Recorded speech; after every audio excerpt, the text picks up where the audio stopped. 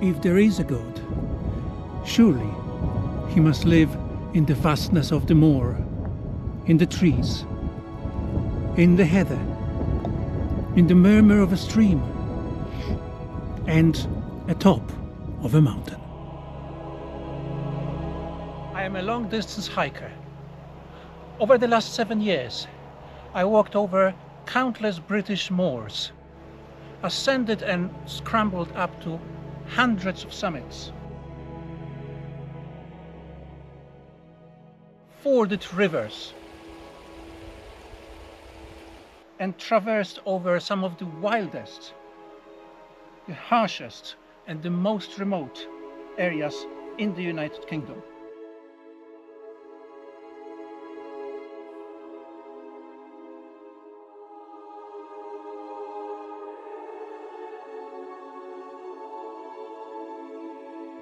In the last 7 years, I have hiked over 3,500 miles, including the longest English national trail, the Pennine Way,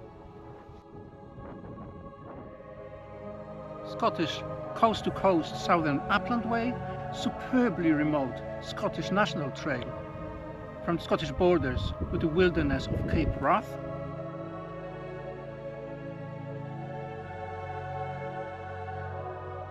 and more recently, the truly outstanding and rugged Skye Trail.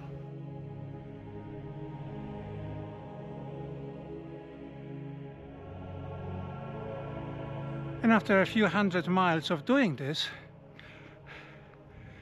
a question arose in my mind. Well, why? Where do I get the motivation and the drive to walk all of these miles? Why do I hike?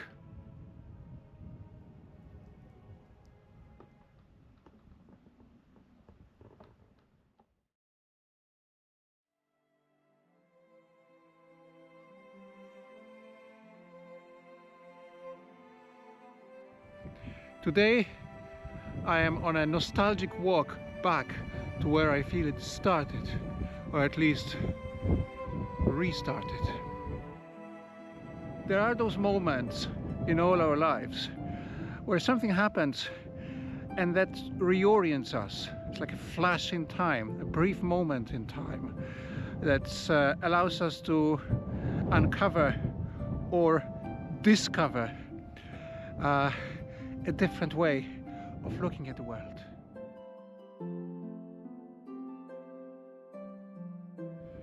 We see the previously unseen, what we had not attended to before or focused on before. Some call it a revelation, a new way of perceiving the world, revealing itself to us. My trip to Caithness in Scotland in the summer 2018 resulted in one such revelation, and this is why I've now come back here. In 2018, in many ways, it felt that my life was falling apart. During a process of divorce, including a period of deep depression and desperation, much of my life began feeling pointless, meaningless, and profoundly unfair. Much of what I had known in my life to be stable had disintegrated. Life's storms took possession of me, blowing me around at will.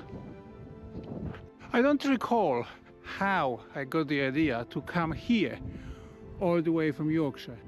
Probably driven by some kind of intuition that it was the right thing to do.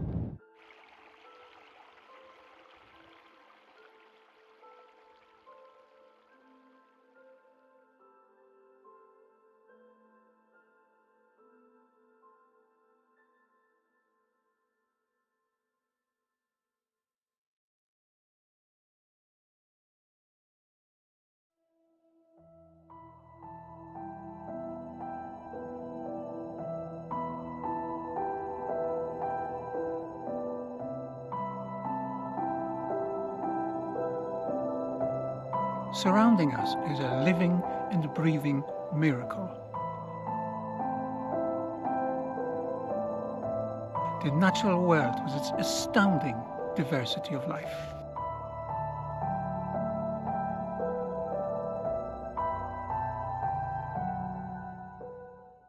Flowers, trees, birds, insects, even the infamous Scottish midge, which there is quite a lot around me at the moment. Many humans seem to have come to believe that we are outside of the natural world, and the world of convenience, efficiency and artifice does a very good job to maintain that illusion. And short-term satisfaction is mistaken for happiness and contentedness. This short-termism comes at a price. The need for material satisfaction rather than spiritual fulfillment means that we need more and more stuff. And while actually, as humanity, I don't think we've ever had more, we've come to believe that we just need more and more and more. We behave like addicts in need of a constant fix. Well, the real issue is the spiritual desert we have ourselves created. In the absence of the spiritual and the sacred, real experiences, not measurable by any Excel spreadsheet in formula, I fear, like many others indeed, that mental health issues are on the rise because people are hurting. They sense emptiness and they yearn for meaning. We have the radio and have access to all the channels, but we desperately need to change the frequency.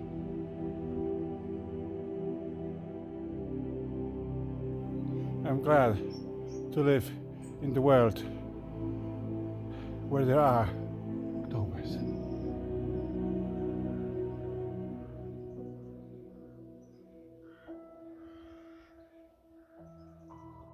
That world of flora and fauna is encapsulated within the wider world of weather.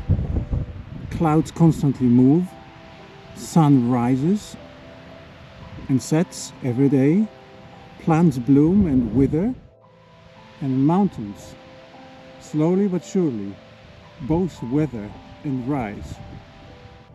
Defying our obsession to control and fix our surroundings in place, the world is a never-ending, constant, magical motion, transitioning from one state to another.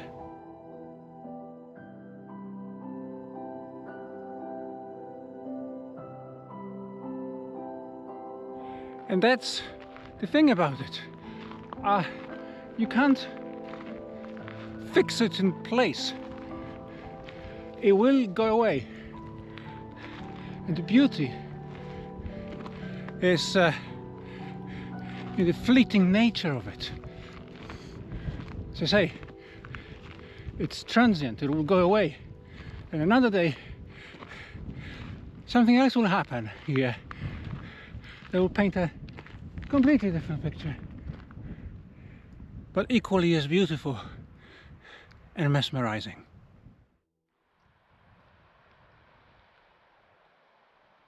We have grown estranged from this world.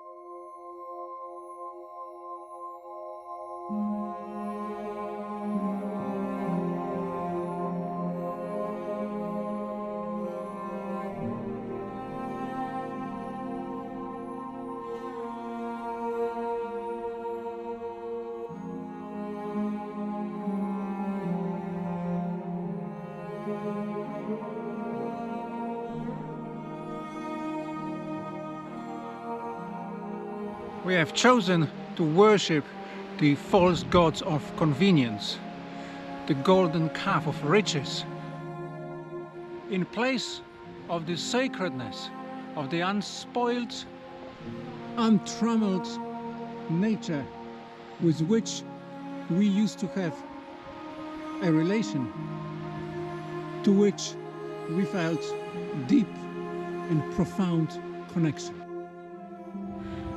At funerals, we still say phrases such as earth to earth, ashes to ashes. But do we truly remember why we say so? That we've come from the earth and we do belong to it.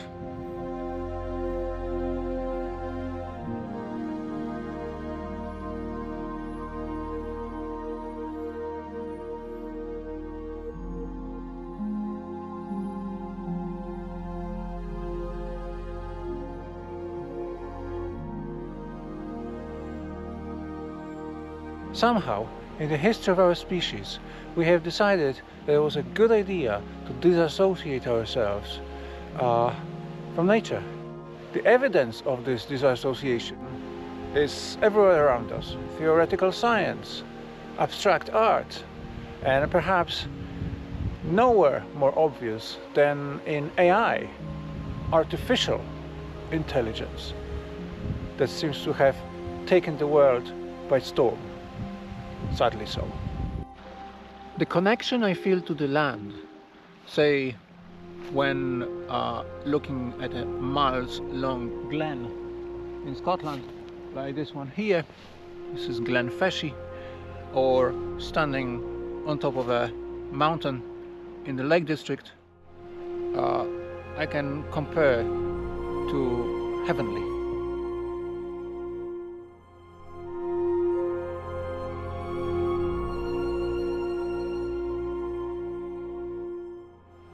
It's as close as you can get to heaven.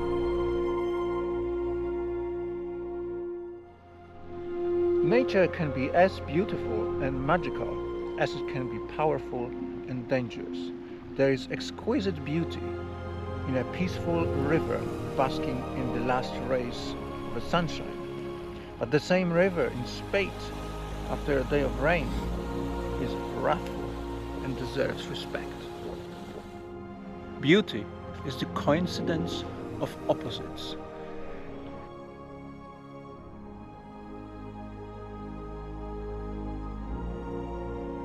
It has the power to swoon, but also to destroy. And this is why awe and humility are required.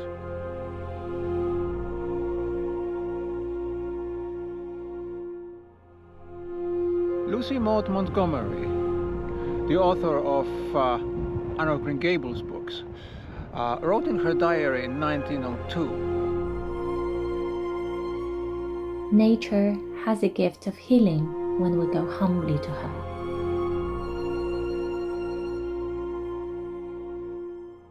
and that's exactly how I sense it. I go to nature not to use it for my purposes, as though it was yet another utility, like a fridge in the kitchen, or antidepressants that I can use to get better.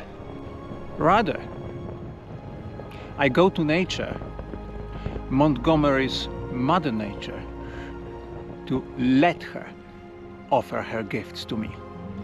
We need to be in the mode of not getting, but receiving. In the presence of the magnificence and magnitude of nature, I grow and feel greater myself. The presence of that something greater than me allows me to breathe freely. In wilderness, I return to where I belong. I am nature, viscerally emoting to and sensing the raw power of the connection to it.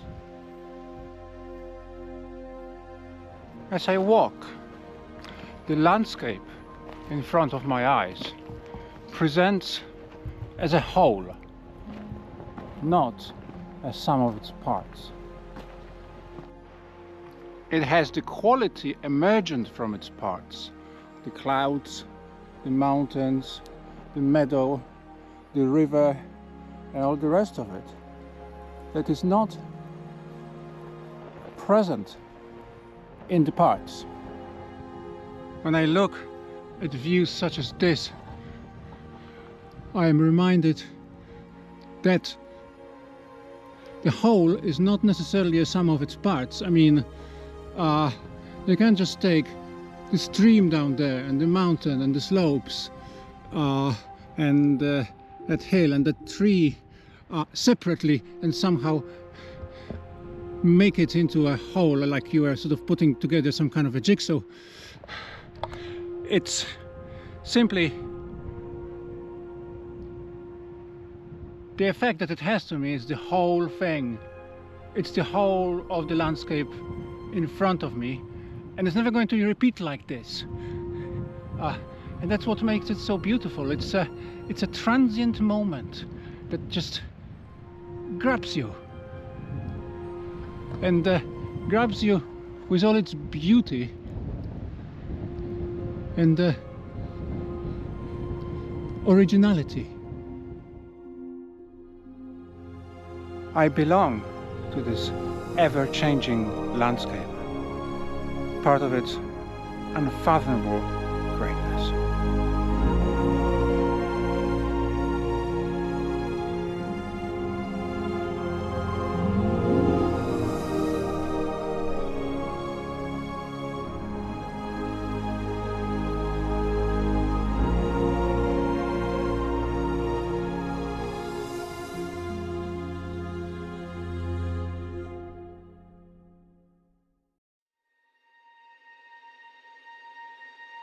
Stillness, peace, quiet, solitude.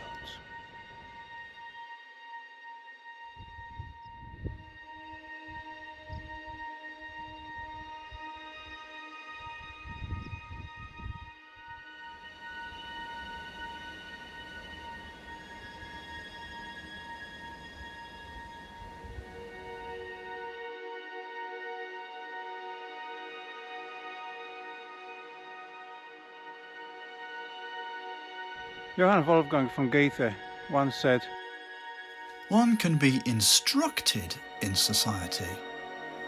One is inspired only in solitude.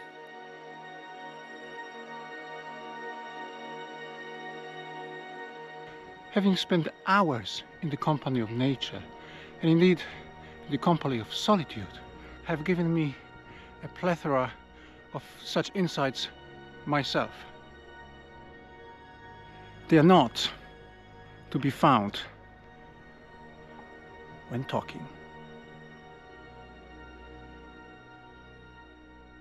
How many do you know who can say they have an experience of even one day completely on their own, and what it does to your psyche and your soul, let alone a week?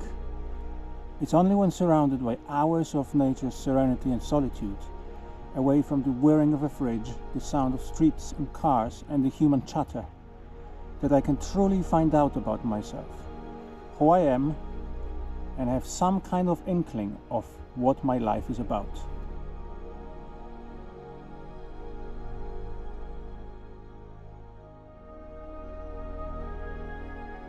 There is a universe within, waiting to be discovered in the quiet moments of being alone.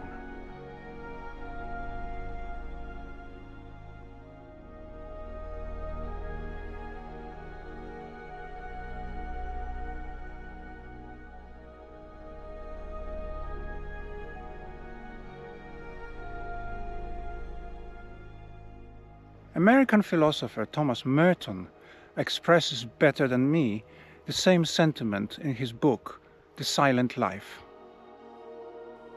Not all men are called to be hermits, but all men need enough silence and solitude in their lives to enable the deep inner voice of their own true self to be heard at least occasionally. When that inner voice is not heard, life is always miserable and exhausting.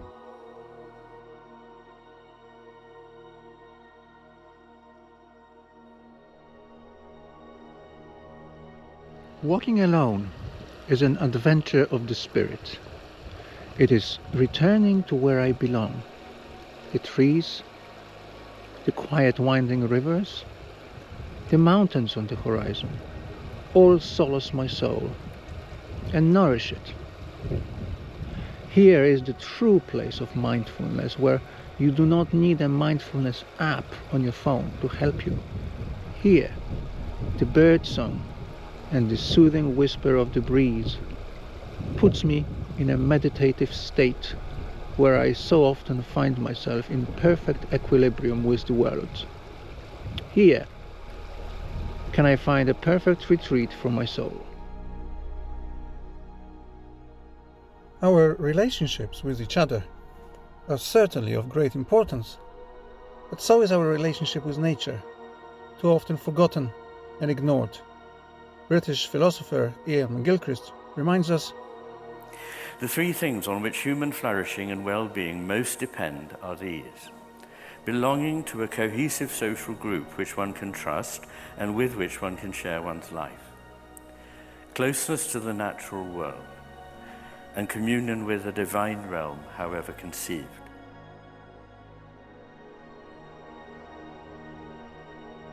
While our well-oiled machine, the world we've created with its availability of stuff and technology, does everything it can to blur the soul out of a picture, here, in solitude and wilderness, and in the presence of the unobstructed view of the mountain, carved into current shape by eternity, I can speak to my soul uninterrupted.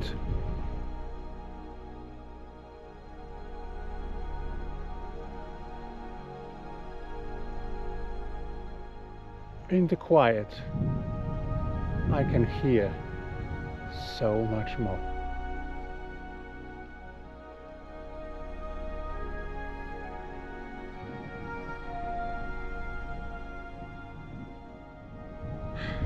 For all the troubles that this world has, there's just nothing wrong with the world. It's just, it's amazing.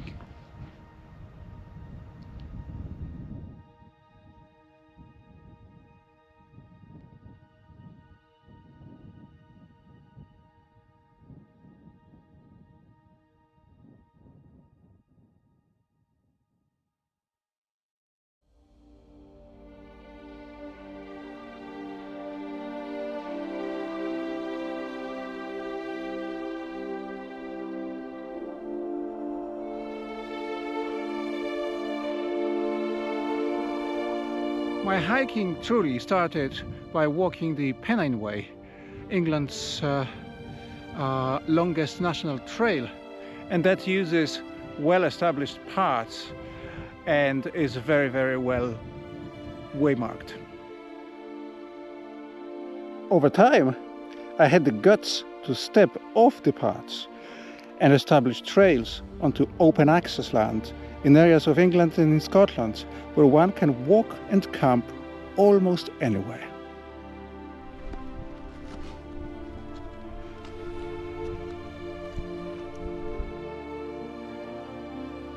Our world has conditioned us to think that we should stick to the established, safe and managed, thus making it almost unthinkable for many to just walk off the path into a forest amongst the trees or onto open moorland. Even for me, it took time to find the courage, but adventure was calling.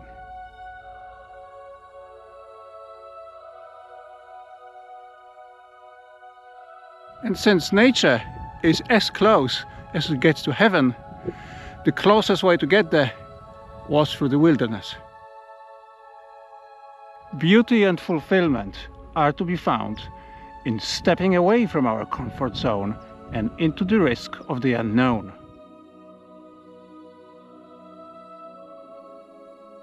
I do not fear climbing a mountain on my own or fording a river on my own. But I do fear 100 years of safety versus 10 years of adventure. The first of these makes me feel alive, spirited, animated, human. The other is deadening, barren and sanitized. To feel alive, I push myself. In return, I have seen things and have been to places that many only dream of seeing. I have seen red sunrises and sunsets in the Scottish mountains of such outrageous beauty that I felt like crying. I have witnessed a loch come into view as a cloud moved away while I was above it, which came with a sense of dining at Olympus with the gods. And I have crossed Yorkshire Dales and North Pennine moorlands with sweeping views extending for miles, a poetic heather-clad emptiness and tranquility, where I felt I was the last man on earth. American writer Helen Keller once said, "Life is either a daring adventure or nothing at all." If the beautiful, the sacred and the numinous are only to be found on the road of risk, struggle and conquering myself, then that's the road that I need to be on.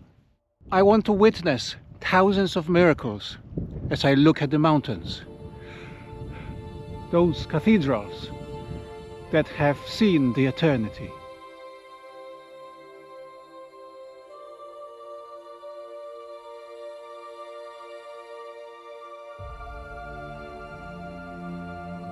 And in return, be graced by the gifts they bestow upon me. But I don't want comfort. I want God. I want poetry. I want real danger. I want freedom. I want goodness. I want sin. Those words by John the Savage from Aldous Huxley's Brave New World do chime with me. Hiking has taught me that the greater the struggle, the more poetry and freedom I will find. I want poetry. I want freedom.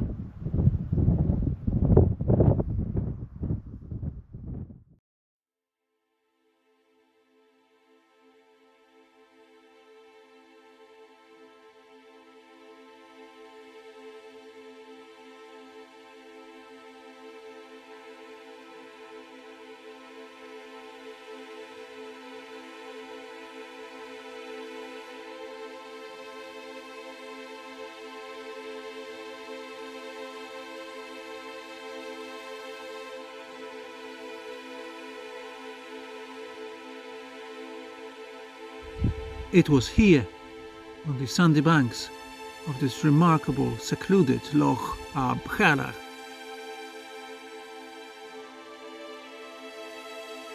where I sat down in almost perfect silence, watching the waves gently touching the sand.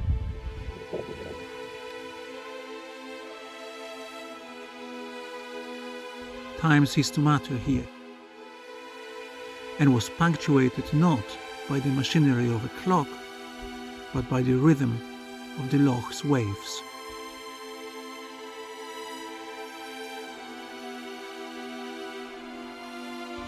A strange and uncanny sensation arrived as I let the peace and tranquility of the place come over me. The pristine, unspoilt and untouched nature of it filled me with calm.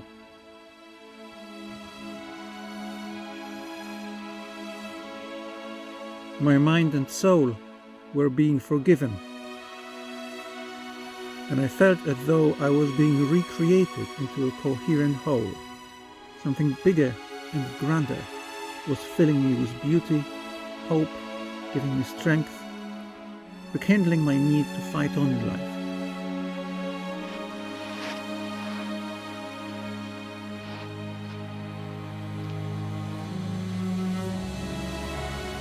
I felt forgiven indeed and cleansed. I was spoken to, lifted out of chaos into meaning, but the voice I heard was not in any human language, but one that communicates on a level where words fail. Hans Christian Andersen said, "Where words fail, music speaks." To me, the music of nature is the highest connection that there is. Words fail me all too often in the hills, but I hear the music all the time. As Hannah Arendt indeed reminds us, "The earth is the very quintessence of the human condition."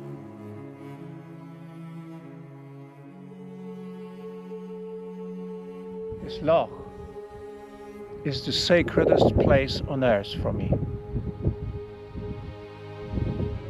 Because this is where I've changed. This is where I understood. This is where my life has restarted. I understood that I am connected to the trees, to the fells, to the moors, and to the lochs. They are my kin, without whom life would not be quite possible. the makings of this had been sown long before, I'm sure. I had felt the connection to the land and to nature since I was a boy, and I had the intuitive need to soak in the tranquility of nature around me and to pluck myself out of the cacophony of civilization for most of my life.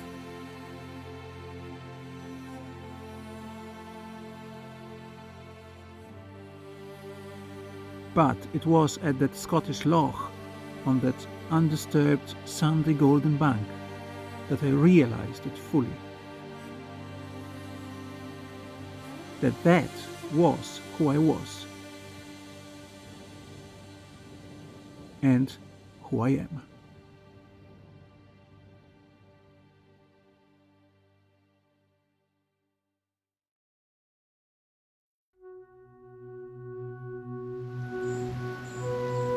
Nature is not a place to go to on holiday or visit on a Sunday.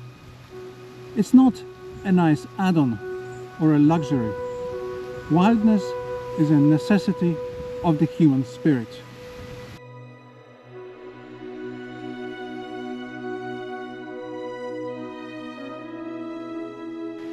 Nature is my home. It is where my heart and soul and mind all together belong. The philosopher and poet Paul Kingsnorth remarks that civilization is a bubble. We have managed to build ourselves a probably quite temporary thing, concrete and steel and plastic edifice in which we can live, and we can have relationships only with other human beings, and we can pretend that that's what a conversation is, that it's the only one that we need. But outside it is everything else. Outside it are all the trees and the beetles and the bacteria and everything else. And we've pushed that relationship so far that it's breaking and all the tendrils are coming into our civilization. And so I also believe that we are the backdrop to the spatial and temporal world of nature.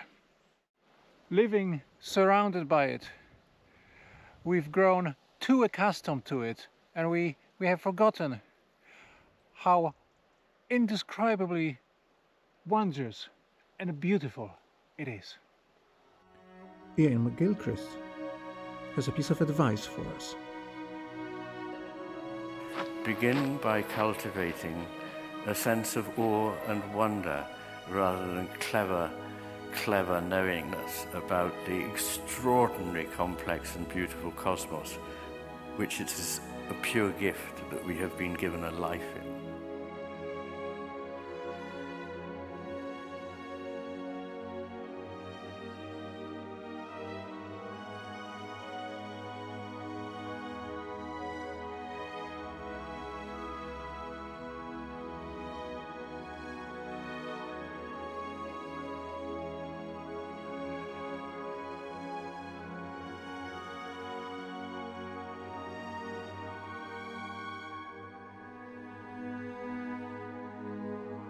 I need to engage with the real, living, breathing, wild world. Not just look at some pretty pictures in the safety of my office. And I need to feel it in my hair, against my skin, and certainly in my feet after 15 miles of walking over grass, bog, and rock.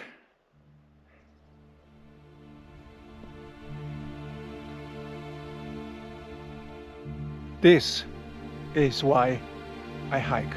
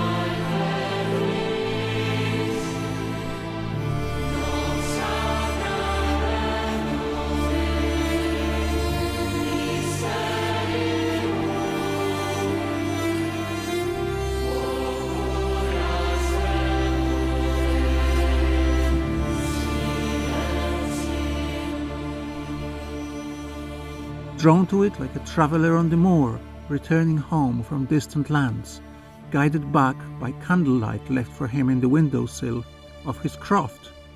Wherever I will be, like him, I will always return home, to the Wuthering Heights, where my place is, where me and nature are one.